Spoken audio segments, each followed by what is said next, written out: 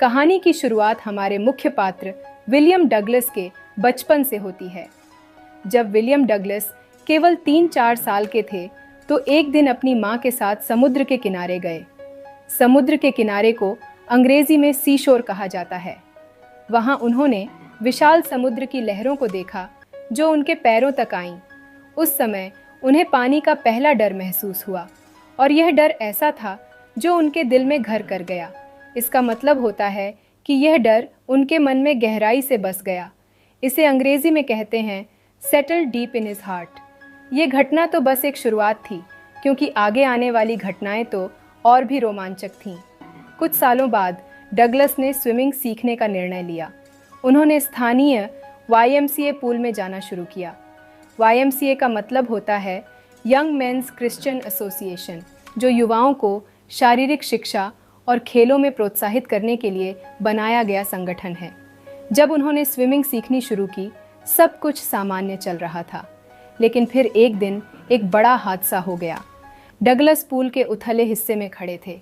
तभी अचानक एक बलशाली लड़के ने उन्हें बिना किसी चेतावनी के उठाकर सीधे गहरे पानी में फेंक दिया। अचानक से वह खुद को 9 फीट गहरे पानी में डूबता हुआ महसूस करने लगे। उस वक़्त उनका पूरा शरीर कांप रहा था, दिल तेजी से धड़क रहा था। उन्होंने पानी की सतह यानी सरफेस तक पहुंचने की कोशिश की, लेकिन बार बार असफल हो रहे थे।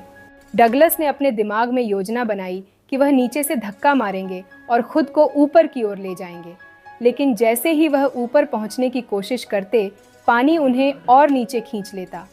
उनकी हालत बिगड़ने लगी और उन्हें लगा कि अब उनका अंत आ गया है। लेकिन तभी किसी ने उन्हें पूल से बाहर खींच लिया और उनकी जान बच गई। अब इस हादसे ने उनके जीवन को पूरी तरह बदल दिया। पानी से उनका डर और भी बढ़ गया था और यह डर अब उनके निजी अनुभव का हिस्सा बन गया था। निजी अनुभव का मतलब होता है वो अनुभव जो व्यक्ति खुद महसूस करता है। इसे अंग्रेजी में पर्सनल एक्सपीरियंस कहते हैं। डगलस ने सोचा कि अब कभी तैराकी नहीं करेंगे, लेकिन क्या यही उनकी कहानी का अंत था? बिल्कुल नहीं। यदि आपको हमारी ये वीडियो पसंद आ रही है तो सब्सक्राइब और शेयर जरूर करें। नोट्स के PDF प्राप्त करने के लिए हमारी वेबसाइट www.eguru.in पर जाकर और जानकारी प्राप्त कर सकते हैं। यहीं से असली संघर्ष शुरू होता है। उन्होंने तय किया कि वह इस डर को कभी जीतने नहीं देंगे। उन्होंने एक पेशेवर ट्रेनर को हायर किया जो उन्हें धीरे धीरे तैराकी सिखाने लगा। हर दिन डगलस अपने डर का सामना करते और कदम दर कदम अपनी तैराकी में सुधार करते गए। यह ट्रेनिंग उनके लिए सिर्फ शारीरिक नहीं बल्कि मानसिक संघर्ष भी था। उन्होंने अपने डर को नियंत्रण में लेना शुरू किया और आखिरकार वह फिर से तैरने में सक्षम हो गए। फिर एक दिन ऐसा आया जब उन्होंने याकिमा नदी में छलांग लगाई। यह वही नदी थी जिससे उन्हें सबसे ज़्यादा डर था, लेकिन इस बार डगलस का सामना अपने सबसे बड़े डर से था और उन्होंने उसे मात दे दी। याकिमा नदी अब उनके लिए सिर्फ पानी नहीं बल्कि उनकी जीत का प्रमाण यानी कि प्रूफ बन चुकी थी। ये कहानी क्या संदेश देती है?